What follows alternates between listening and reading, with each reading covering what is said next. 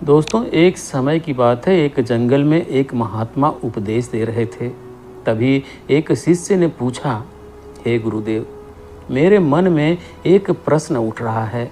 महात्मा ने कहा, भंते निसंकोच होकर पूछो, आपके मन में वह कौन सा प्रश्न उठ रहा है। तब शिष्य ने कहा, गुरुदेव, मैं यह जानना चाहता हूँ कि कुत्ते को एक टुकड़ा रोटी खिलाने से मनुष्य को कौन सा फल मिलता है। तभी महात्मा ने कहा, भंते, कुत्ते को एक टुकड़ा रोटी खिलाने से या किसी भी असहाय को खाना खिलाने से मनुष्य को असीम शांति प्रदान होती है, और जिसका मन शांत हो जाए उसके जीवन में फायदे ही फायदे हैं, क्योंकि कभी वह इंसान दुखी होगा ही नहीं।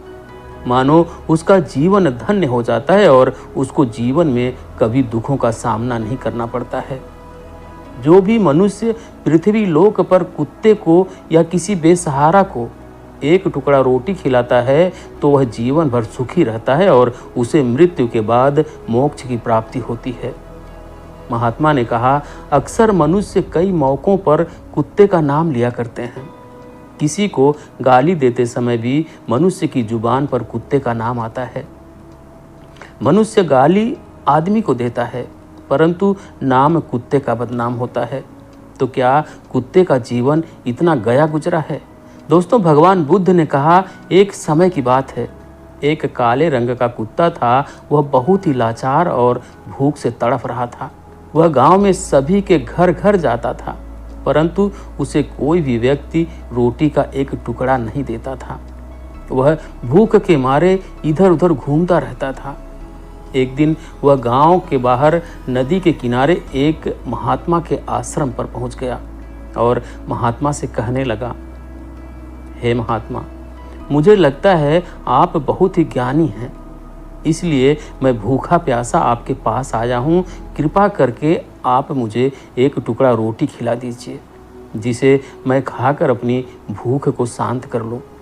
तभी वह महात्मा कहते हैं, क्या तुम्हें गांव में एक टुकड़ा रोटी किसी ने नहीं दिया जिसे तुम खाकर अपनी भूख मिटा सको?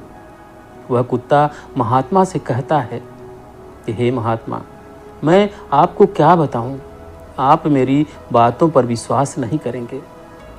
तभी वह महात्मा कहते हैं, तुम बताओ, तुम्हारी बातों पर मैं विश्वास अवश्य करूंगा। मुझे तुम बहुत लाचार दिखाई पड़ते हो। तभी वह कुत्ता कहता है, ठीक है मुनिवर, मैं तुम्हें अपनी बीती बताता हूँ। कुत्ता महात्मा से कहता है कि हे मुनिवर, दुनिया के लोगों, हम पर रहम करो। हमारा कोई घर नहीं होता है, कोई आसरा नहीं होता है, कमा कर खाना हमें नहीं आता है, हमें वस्त्र भी पहनने का ज्ञान नहीं है, इसलिए सर्दी, गर्मी और बरसात में हम ऐसे ही घूमते रहते हैं। हमें पढ़ना लिखना भी नहीं आता। कुत्ता कहता है, मुनिवर, आपकी तरह हमें अनुशासन नहीं आता, हमें आपकी तरह बोलना नहीं आता, यह हमारा दुर्भाग्य ही समझिए। परंतु हमें आपकी तरह भूख भी लगती है और चोट लगने पर हमें आपकी तरह पीड़ा भी होती है। हमें आपकी तरह रोना भी आता है। बस इन्हीं 3 कामों में हम आपकी बराबरी करते हैं, इसलिए हम पर दया दिखाइए, हमें और कष्ट मत दीजिए।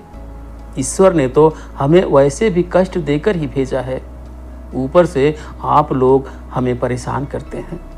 हम आपकी तरह मनुष्य नहीं हैं, हम पराधीन जीव हैं। जब हमारा जन्म हुआ उस समय हमारे आँख कान बंद थे। कह नहीं सकते कि उस समय आपके जन्म पर जैसे नाच गाना होता है, बाजे बजते हैं, खुशी मनाई जाती है, हमारे जन्म पर भी यह सब हुआ होगा। हमारे जन्म पर किसने खुशी मनाई होगी? हम जिस बिछौना पर थे वह रुई का नरम तो था, सर्दी बिल्कुल नहीं लगती थी।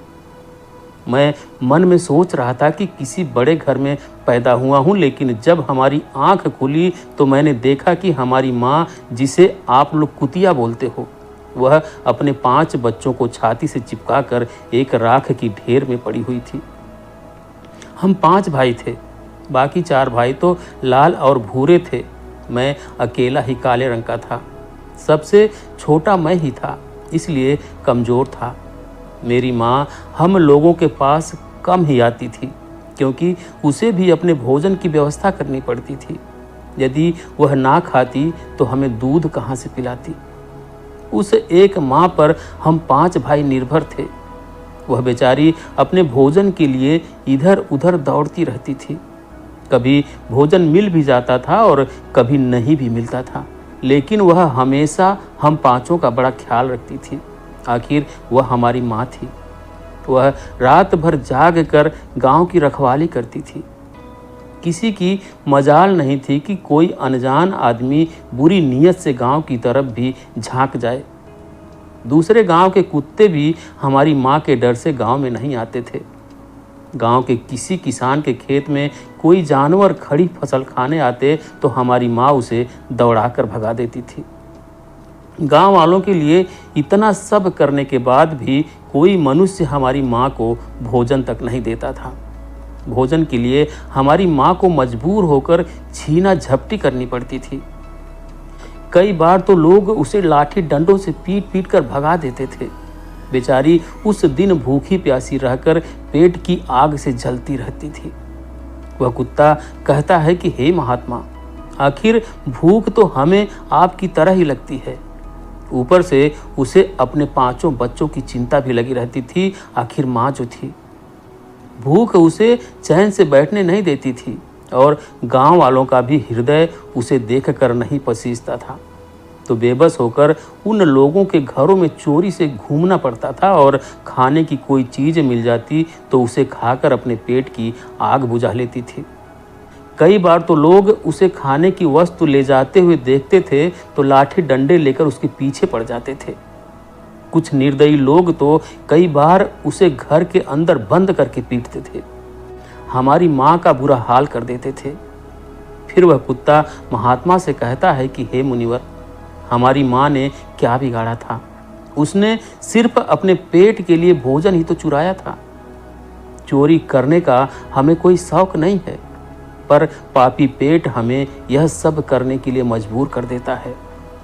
एक दिन की बात है, बहुत तेज बारिश हुई, ओले पड़े थे, ठंडी हवा चल रही थी।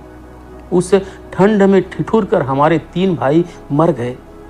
उस दिन हमारी माँ बहुत रोई थी, लेकिन मनुष्य हमारी पीड़ा को नहीं समझे, क्योंकि उसके बच्चे थोड़ी मरे थे।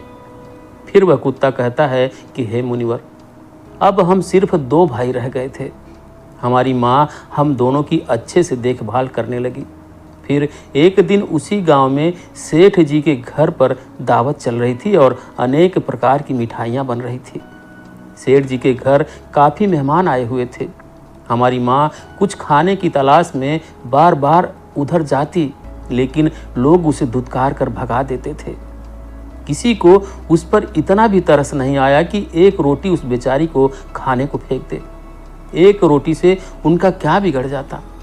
मेरी माँ बार बार जाती और वहीं खड़ी खड़ी देखती रहती थी। सेठ जी के आंगन में दावत खाने का सिलसिला चालू हुआ। भोजन परोसा जाने लगा। मेरी माँ भी वहीं जाकर पूंछ हिलाने लगी।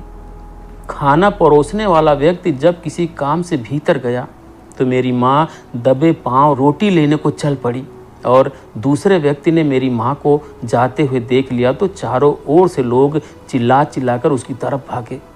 मेरी माँ उनकी चीख सुनकर घबरा गई। 2-3 आदमी तो लाठी लेकर उसके पीछे बड़े बेरहमी से दौड़े। मेरी माँ वहाँ से घबरा कर भागने लगी, परंतु उसे वहाँ से निकलने का कोई रास्ता नहीं मिला, क्योंकि सामने से लोग लाठी डंडे लेकर आ रहे थे। तभी मेरी माँ वहाँ पर जो लोग भोजन कर रहे थे उनको लांघ कर निकल गई। वह कुत्ता कहता है कि हे मुनिवर, मेरी माँ अपने निकलने पर इतनी हैरान नहीं थी जितनी कि उन लोगों को देख कर हुई थी जो वहाँ पर दावत खा रहे थे। वह सब उठकर खड़े हो गए। उन्होंने भोजन करना छोड़ दिया और कहने लगी कि कुतिया के लांघ जाने के कारण भोजन भ्रष्ट हो गया है। सब एक दूसरे से विचार विमर्श कर रहे थे कि अब क्या किया जाए, खाना तो सब खराब हो गया। सेठ जी फूट फूट कर रोने लगे। कुछ लोग तो यह भी कह रहे थे कि भाई, कुतिया के लांघने से भोजन खराब कैसे हो गया? उसने खाने में या पत्तलों में मुंह थोड़ी डाला है, सिर्फ ऊपर से लांघ कर ही तो गई है। और कहने लगे, शहरों में तो लोग कुत्ते को पाल कर घर के अंदर सुलाते भी हैं और खिलाते भी हैं, तो इसमें कोई बुरी बात नहीं है। अगर कुतिया लांघ कर गई है तो भोजन खराब नहीं हुआ है। लेकिन उनमें से कुछ लोग बड़े घरों से ताल्लुक़ रखते थे, उन्होंने एक भी नहीं चलने दी। कह रहे थे कि भोजन तो भ्रष्ट हो गया है, यह हमारे खाने के लायक नहीं है। आखिरकार उन्हीं की बात मानी गई। अब तो वह सारा भोजन गरीबों में बांट दिया गया। उस दिन तो मेरी माँ को खूब पेट भर के खाना मिला था। ऐसा सुख उसने जीवन में कभी नहीं पाया था, लेकिन वह सुख उसके लिए बड़ी मुसीबत बन गया। वह भोजन करके वहाँ आराम से लेटी ही थी, उतने में वह सेठ डंडा लेकर वहाँ आ पहुँचा और उसे बुरी तरह से पीटने लगा। उसे बाहर भागने का भी कोई अवसर नहीं मिल पाया। डंडों की चोट से वह बुरी तरह से चिल्लाने लगी। माँ का विलय सुनकर पत्थर भी पसीज जाता है, पर उस निर्दयी को उस पर जरा भी रहम नहीं आया। वह उसे कठोरता से पीटता रहा। माँ का वह शोर पूरे गांव में सुनाई दे रहा था। तब कुछ लोग आए और उसे समझाते हुए बोले, सेठ जी जाने दो, भूख में तो आदमी की भी बुद्धि भ्रष्ट हो जाती है। यह तो एक पशु है, इसे अच्छे बुरे का क्या ज्ञान। अब इसे मारकर आपको क्या मिलेगा, जो होना था सो हो गया। लोगों के समझाने के बाद उसने हमारी माँ को पीटना बंद किया। माँ ने आकर सारी कहानी हम दोनों भाइयों को सुनाई। हमने सोचा कि कितना कष्ट भरा है हम कुत्तों का जीवन। आदमी एक रोटी के टुकड़े के बदले एक चोर के जितना पीटता है। बेकार हैं ऐसे लोग जो हम लोगों की पीड़ा को नहीं समझते। कुत्ता कहता है कि हे मुनिवर, एक दिन की बात है, उसी गांव के बाहर एक ब्राह्मण आकर ठहरा हुआ था। उसने अपने भोजन के लिए एक जगह चूल्हा बनाया और उस पर दाल बनाने के लिए रख दी।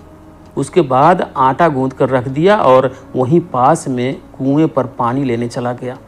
इधर कहीं से मेरी माँ भी घूमती हुई वहीं पहुँच गई। उसने आटे को देखा तो सोचने लगी कि शायद इस आटे का कोई मालिक नहीं है। यही सोचकर वह उस आटे को खाने लगी। उधर उस ब्राह्मण ने कुएं के पास से देखा कि उसका आटा एक कुतिया खा रही है, तो वह बड़ा दुखी हुआ। वह बेचारा रोने लगा, क्योंकि वह भी 2 दिनों का भूखा और थका हुआ था। कुछ लोगों ने उसे कहा, अरे ब्राह्मण, इस कुतिया ने तुम्हारा भी आटा बिगाड़ दिया। कल तो इसने सेठ जी की पूरी रसोई बिगाड़ कर रख दी। ब्राह्मण दुखी होता हुआ बोला, भाई मुझे क्या मालूम था, यह दुष्ट कुतिया मेरे आटे को खाने के लिए घात लगाए बैठी है। ब्राह्मण ने न आव देखा न ताव, लाठी लेकर उस कुतिया के ऊपर टूट पड़ा। माँ उस आटे को ठीक से खा भी नहीं पाई थी, पर उससे ज़्यादा उस पर लाठी बरस गई। महीनों तक मेरी माँ लड़खड़ाते हुई घूमती रही। तब उस दिन समझ में आया कि आदमी कितना खुदगर्ज है। हम उसका कोई कार्य भी करते हैं तो भी वह हमें नहीं समझता।